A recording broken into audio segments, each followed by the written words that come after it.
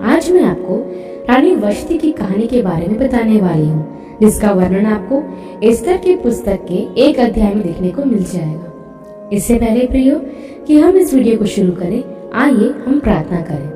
प्यारे पिता परमेश्वर, हम धन्यवाद के साथ आपके पास आते हैं और आपसे विनती करते हैं कि आज के वचन को सीखने और समझने के लिए हमारी सहायता करें, ताकि पवित्र आत्मा की अगुवाई में हम आज के इस वचन को गंभीरता से सीख सके और उसे अपने जीवन में लागू कर सके।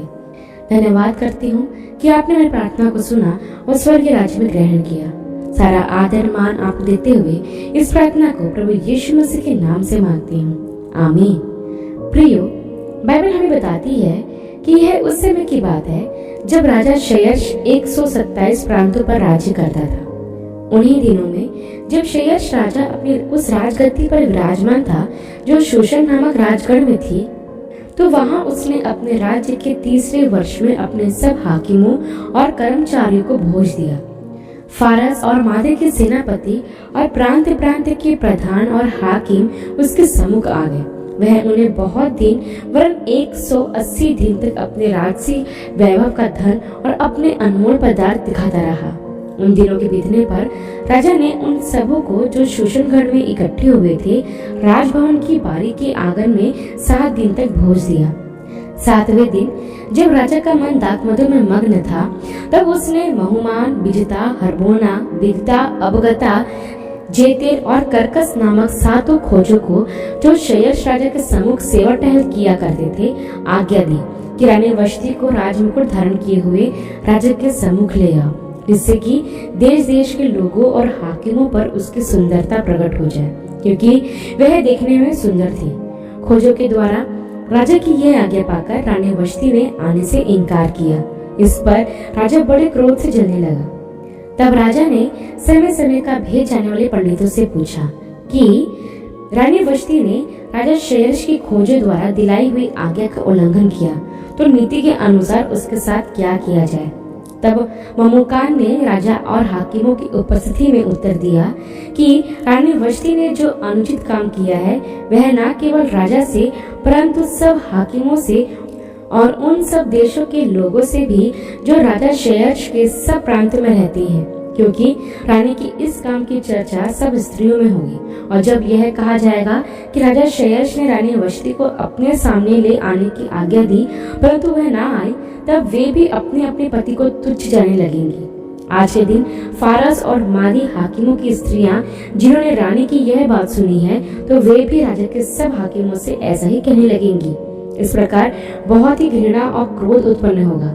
यदि राजा को स्वीकार हो तो यह आज्ञा निकाले और फारसियों और मादियों के कानून में लिखी भी जाए, जिससे कभी न बदल सके, कि रानी वष्टी राजा शयर्श के सम्मुख फिर कभी आने न पाए और राजा पटरानी का पद किसी दूसरी को दे दे जो उससे अच्छी हो। अतः जब राजा की यह आज्ञा उसके सारे राज्य में सुनाई जाएगी, तब सब पत्नियां अपने अपने पति का चाहे बड़ा हो या छोटा आदर मान करती रहेंगी। यह बात राजा और हाकिमों को पसंद आई और राजा ने ममुकान की सहमति मान ली और अपने राज्य में अर्थात प्रत्येक के प्रांत के अक्षरों में और प्रत्येक की जाति की भाषा में चिट्ठियां भेजी कि सब पुरुष अपने अपने घर में अधिकार चलाएं और अपनी जाति की भाषा बोला करें। प्रियो, यह मैं आपको रानी वष्टी के जीवन से कुछ महत्वपूर्ण बातें बताना चाहती हूँ, लेकिन उससे पहले मैं आपको बता दूं कि यहूदी इतिहासकारों के अनुसार रानी वष्टी बेबीलोन के राजा नबूकदनेस्सर द्वितीय की परपोती और राजा बेलशस्सर की बेटी थी। उसका जन्म एक राजघराने में हुआ था। उन दिनों कई शादियां राजनीतिक और आर्थिक कारणों से की जाती थी, इसलिए यह भी बहुत संभव है कि रानी वष्टी की शादी राजा शयर्श से कुछ राजनीतिक या आर्थिक कारणों से हुई होगी।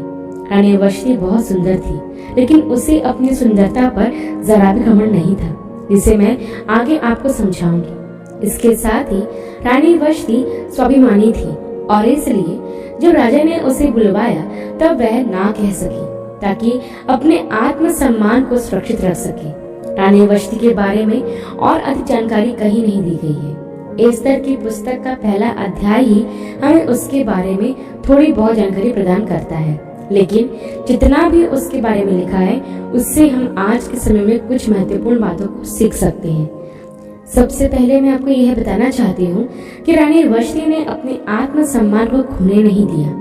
जैसा कि आपको पता है कि रानी वष्टी उस समय के सबसे बड़े राष्ट्र के राजा की प्रथम रानी थी। उसके पास जो संपत्ति थी वह आज के हिसाब से अरबों की होगी, लेकिन रानी वष्टी को ना ही पैसों का मोह था और ना ही वो इसके लिए जी रही थी। रानी वष्टी के लिए अपने आत्मसम्मान से ज्यादा जरूरी और कुछ नहीं था, और इसलिए जब राजा क्षयर्ष ने उसे अपनी सुंदरता का प्रदर्शन करने के लिए बुलवाया तब उसने बड़ी निडरता के साथ और साहस के साथ राजा को मना कर दिया, क्योंकि राजा क्षयर्ष यह चाहता था कि रानी वष्टी उसके यहाँ आमंत्रित सभी लोगों के सामने अपनी देह का प्रदर्शन करे।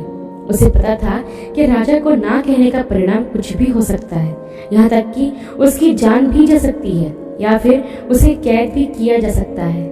लेकिन उसने परिणाम की कोई परवाह नहीं की और बड़े साहस के साथ उसने अपनी देह का प्रदर्शन करने से मना कर दिया। यदि वो चाहती तो अपनी सुंदरता पर घमंड करते हुए लोगों के सामने अपनी सुंदरता को प्रदर्शित कर सकती थी, लेकिन रानी वष्टी के लिए अपने आत्मसम्मान से बढ़कर कुछ नहीं था और उसने उसे हर कीमत पर सुरक्षित रखा। प्रियो, यहाँ मैं वर्तमान समय के लिए एक बात बताना चाहती हूँ कि आज के समय में बहुत से लोग अपने आत्मसम्मान की कोई परवाह नहीं करते, विशेषकर वो जवान लड़कियां जो इस संसार के आकर्षण की ओर आकर्षित होती है और जीवन में सफलता, नाम और पैसा कमाने के लिए कुछ भी करने को तैयार रहती है। आजकल की जवान लड़कियों के लिए अंग प्रदर्शन बहुत आम बात हो गई है और इसलिए आप देखोगे कि आज बहुत सी लड़कियों के कपड़े हद से ज्यादा छोटे हो गए हैं। कई लड़कियों को अपनी सुंदरता पर कुछ ज्यादा ही घमंड होता है और इसलिए वो अपनी सुंदरता का प्रदर्शन करती रहती है। एक और बात प्रियो कि रानी वष्टी यहूदी नहीं थी, लेकिन फिर भी हम देखते हैं कि उसने अपने शरीर का तमाशा नहीं बनने दिया, परंतु आज के समय में तो मसीह बहनों को चर्च में कई बार सिखाया जाता है कि तुम्हारे कपड़े शालीन होने चाहिए और बाइबल भी हमें यही सिखाती है कि हमारा पहनावा अभद्र नहीं होना चाहिए। लेकिन फिर भी आज की बहुत सी मसीही बहनें ऐसे वस्त्र पहनती हैं जो अशोभनीय होते हैं। प्रियो, मैं जवान बहनों से यह कहना चाहती हूँ कि आपको रानी वष्टी से सीखने की आवश्यकता है कि उसके पास धन संपत्ति होने के साथ साथ सुंदरता भी थी, लेकिन उसने कभी अपनी सीमा पार नहीं की और अपने आत्मसम्मान को बनाए रखा। वैसे ही मैं आपको प्रोत्साहित करना चाहती हूँ कि आप चाहे कितने ही सुंदर क्यों ना हो, आप ना तो अपनी सुंदरता पर घमंड करें और ना ही नाम और मान सम्मान और पैसा कमाने के लिए ऐसा काम करें जिससे आत्मसम्मान ही खतरे में आ जाए। और इसके साथ ही मैं आपको यह कहना चाहूंगी कि आप हमेशा ऐसे वस्त्र पहने जो शोभनीय हो और जिससे किसी को ठोकर ना लगे। इसके बाद एक और बात जो हम रानी वष्टी से सीख सकते हैं कि विवाह में भी समर्पण की सीमाएं होती हैं। हाँ प्रियो, जैसे कई लोग कहते हैं कि पत्नी को हमेशा पति के अधीन रहना चाहिए और वही करना चाहिए जो पति कहता है।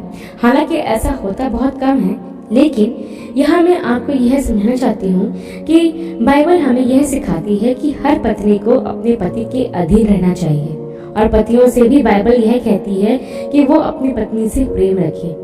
लेकिन अधीन होने का मतलब यह नहीं कि पति पत्नी से जो चाहे वो करवा सकता है और जैसा चाहे वैसा बर्ताव कर सकता है। नहीं प्रियो, यदि पति पत्नी से कुछ ऐसा करने के लिए कहता है जो अनैतिक हो और सही नहीं हो, तो वहाँ पत्नियों को अपना पक्ष रखना और परिणाम की चिंता किए बगैर गलत को गलत कहना चाहिए। यहाँ मैं आपको बताना चाहती हूँ कि कई कमेंटेटर इस प्रकार बताते हैं कि राजा क्षयर्ष ने रानी वष्टी को सिर्फ मुकुट पहनकर ही बुलवाया था, अर्थात ऐसी अवस्था में जिसमें सिर्फ उसका पति ही उसे देख सकता है, और इसलिए रानी वष्टी ने आने से मना कर दिया था। इसमें हम यह देखते हैं कि रानी वष्टी ने अपनी शादी बचाने के बजाय अपनी इज्जत और नैतिकता को बचाना सही समझा। यहाँ मैं आप मसीह बहनों को यह बताना चाहती हूँ कि यदि आपका पति आपसे कुछ ऐसा करने को कहे जो गलत और अनैतिक है, तो आपको उसे मना कर देना चाहिए। इसके साथ ही मैं आपको यह भी बताना चाहती हूँ कि जब हम अपने लिए और अपने आत्मसम्मान के लिए खड़े रहते हैं तो हमें उसकी कीमत चुकानी पड़ती है। जैसा आप इस घटना में भी देखते हैं कि जब रानी वष्टी ने राजा की बात मानने से इनकार कर दिया तो राजा ने अपने प्रधानों की बात मानते हुए रानी वष्टी को पटरानी के पद से हटा दिया, अर्थात रानी ने अपना राजमुकुट और अपना पद खो दिया। साथ ही उसे अपनी संपत्ति और प्रतिष्ठा से भी हाथ धोना पड़ा, लेकिन उसने अपने आत्मसम्मान को सुरक्षित रखा। वैसे ही प्रियो, जब हम उन चीजों को करते हैं जो सही है और जिसमें हमारा आत्मसम्मान बना रहे, तो उसके लिए हमें परिणाम भुगतने होंगे। हो सकता है कि कभी कभी हमें ऐसी चीजें भी छोड़ना पड़े जो हमारे लिए मूल्यवान थी। जैसे आप यूसुफ के जीवन से भी देख सकते हैं कि उसे जेल में डाल दिया गया था क्योंकि उसने व्यभिचार करने से मना किया।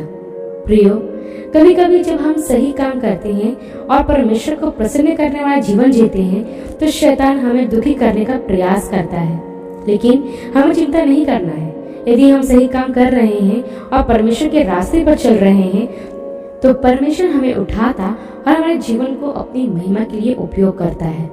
आशा करती हूँ प्रियो कि रानी वष्टी के जीवन पर किया गया यह अध्ययन आपके लिए आशीषमय रहा होगा। अगले वीडियो में एक नए विषय के साथ आप सबसे फिर मुलाकात होगी। तब तक के लिए आप सबको जय मसीह की।